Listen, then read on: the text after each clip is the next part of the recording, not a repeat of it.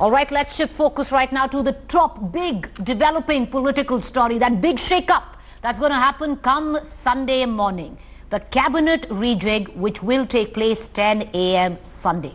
India Today has learned that BJP MPs Vinay Sahasrabudhe, Prahlad Patel, Om Mathur, Prahlad Joshi, Satyapal Singh are likely to be the new faces inducted into Modi's cabinet. MOS Water Resource Sanjeev Balyan has now confirmed that he was asked to resign by the party, and he did so without hesitation.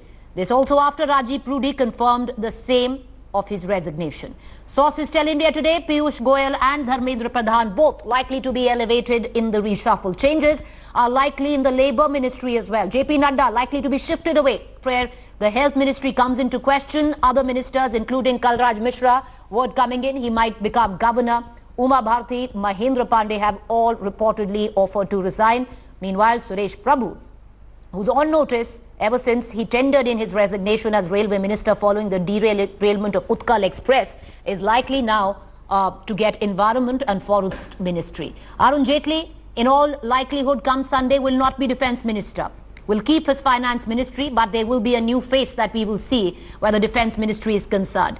Nitin Gadkari may get an extended Transport Ministry. Will it include railways? We'll figure that out and come to know of it on Sunday morning 10 a.m. मैंने अनुरोध किया है माननीय प्रधानमंत्री जी से कितने बड़े राज्य का दायित्व निभाने के लिए आप और माननीय शाह साहब ने जो मेरे पर दायित्व सौंपा, उसके लिए आभार के साथ मैंने अनुरोध किया कि मुझे इस दायित्व से मुक्त करें ताकि पूरा समय मैं उत्तर प्रदेश के अंदर दे सकूं। All right, let's also listen in to Uma Bharati and what she had to say when questioned about her resignation. इस्तीफा मांगेंगे तो क्या आप इस्तीफा देंगे? मैं इस संबंध में आप समझ लो मैंने आपका सवाल सुना ही नहीं। दीदी 3 लोग और इस्तीफा दिया है, 3 लोगों ने। मैंने आपको पहले ही कहा कि मैंने आपका सवाल ही नहीं सुना, जवाब पे छोड़ दीजिए। क्या असर पड़ेगा? मेरे को इस संबंध में बिल्कुल नहीं बोला। Uma Bharati, one minister who's been told to tender in her resignation, but also let's listen in to Rajiv Pratap Rudy and what he had to say. Joining me right now is Bharatiya Janata Party Member of Parliament, Mr. Rajiv Pratap Rudy. Sir, I had to say Member of Parliament. I've been addressing you as Union Minister for Skill Development for a very long time, but news came in yesterday that you've resigned from the Union Cabinet. This after your meeting with the Bharatiya Janata Party President.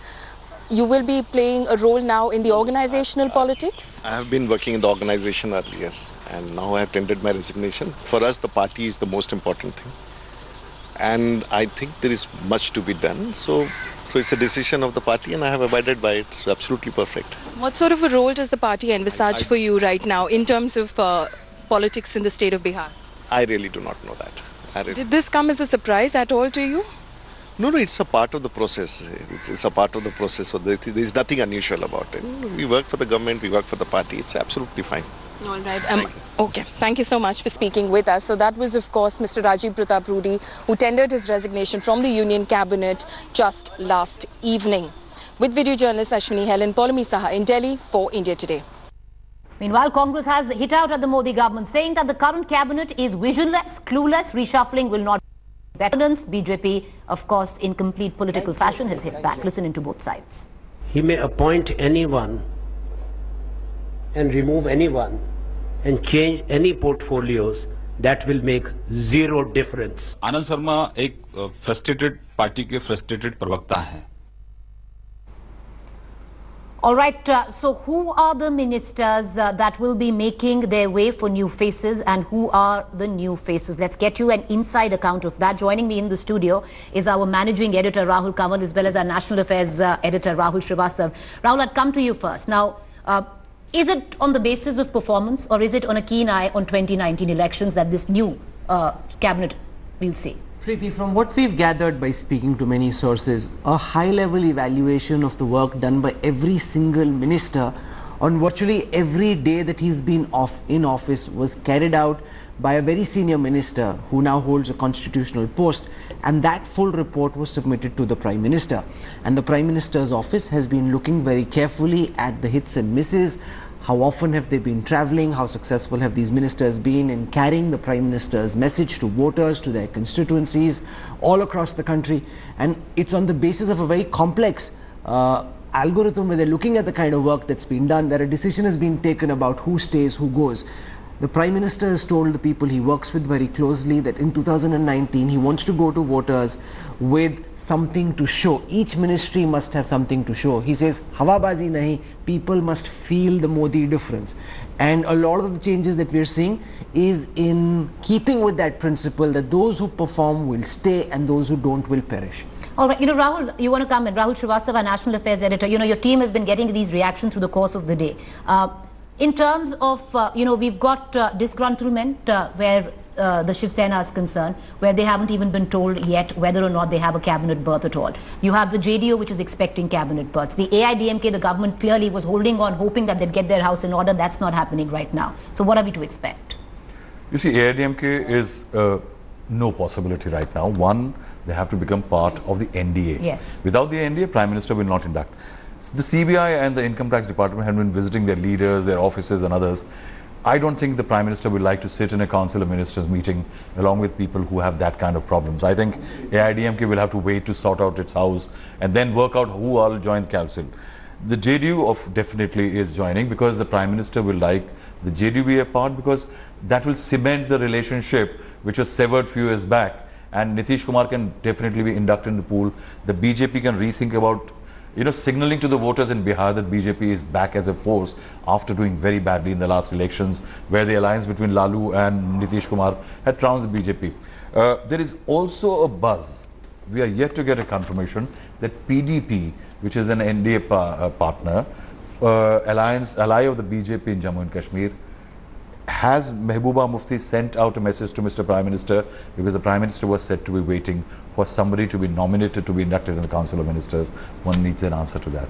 All right, what we'll ask our producers to do is pull up on the faces that are expected to join this new cabinet come Sunday morning. And, Rahul Kambal, our managing editor, could talk us through that. Rahul, because through the course of the day, we've seen this meeting which is taking place where the RSS is meeting the top brass of the BJP headquarters. But that's a whole different meeting. I understand. But the new, the new names which are coming up, some of them seem to have a very strong background. Let's take it from the pictures on your screen right now. Vinay Sahasrabudhe is seen as the think tank of the BJP in some senses. Has been working for many years on policy formulation, gives suggestions on behalf of the party to various ministers on how policy should be formulated. His inputs are taken very seriously by the party top brass. He's seen as a bit of a think tank, intellectual thinker. So he is very likely to get a leg in, and he definitely has the competence to be able to do so. But as well as an RSS very old hand. Strong yes. RSS hand from Maharashtra. Then there is Om Mathur. Om Mathur is exceedingly close both to Prime Minister Modi and to BJP President Amit Shah. He's the one person I've seen speak more casually to Narendra, as he calls them, than virtually anybody else. Not so much maybe any longer, but at least from the time when he was in charge of the party in Gujarat, when Narendra Modi was Chief Minister and Amit Shah was Home Minister. So he has a very, very close working relationship with both Modi and Shah. And remember, Om Mathur also is seen as a counterweight of sorts to Vasundhara Raje in Rajasthan in case things don't get along with her. He is one option. It's not an option that they would like to exercise, but it's an option they most certainly have. Do you want to add anything, Rahul, to these two, and then we'll take it to the other? Yes, see, Vinay Sahasrabudhe is interesting, as you were saying, strong presence in Maharashtra. He belongs to an organization called Rambhau Malge Prabodhini, which has done extensive amount of work spreading the RSS ideology and thinking among the people while working among them. The famous agitation like vis-a-vis that Enron plant which was created, and the public movement which was steered by Malge Prabodhini. And this organization does provide great amount of inputs on what exactly is happening in terms of ideological. So what one can say that he's more of an ideologue in the system. Om Mathur is a very interesting choice because at the back of the UP win as well. See, he was the pointsman for Narendra Modi when they wanted to win Gujarat. He was sent as a preparatory man to Uttar Pradesh. Wherever he is sent, he creates the ground when Amit Shah, before that, he lands in there to take over. He also has several IOUs from both Modi and Shah. At a time when both Modi and Shah were down and there were detractors within the party who had their claws out, Om Mathur is amongst the people who stood up for both Modi and for Shah, and for that they are eternally grateful. And therefore, he's always seen as someone who has exceedingly close proximity to both Prime Minister and the BJP President, and they have a very, very good working relationship. As Rahul said, when Uttar Pradesh was the key state they had to win, 2 years before that, Om Mathur was dispatched to Uttar Pradesh and was given the task of building the party ground up. He's also very good at dealing with disputes. Now you've got these regional satraps fighting with each other. So while Amit Shah plays the tough cop, Om Mathur is the one who genially sits down, works with them and puts whatever ego battles may have taken place to rest. And there is one interesting thing that Mr. Sahasrabuddhe, that Mr. Mahendra Pandey has gone as the UP BJP chief. There is a talk about that Mr. Sahasrabuddhe could well replace him in the HRD ministry, given the kind of background. And there has been a resentment in the RSS that a lot of it, the flagging which it does vis-a-vis curriculum, syllabus and other things, they are not given address properly. I think somewhere Sahasrabuddhe may fit in very well. All right, gentlemen, thank you for joining us. What we will know is at 10 a.m. comes Sunday morning, and we're going to keep a keen eye on this development still. But we were the first ones to break the story. Long before anybody else had any wind of this, when they were running all kinds of stories, they're not running out to be true. India Today was the first and the only channel that put out authentic information. Most of what we said so far coming true. We wait, of course, till the fat lady sings on Sunday. So 10 a.m. on Sunday morning, and you know what channel you need to tune into for that. Thank you, gentlemen, for joining us.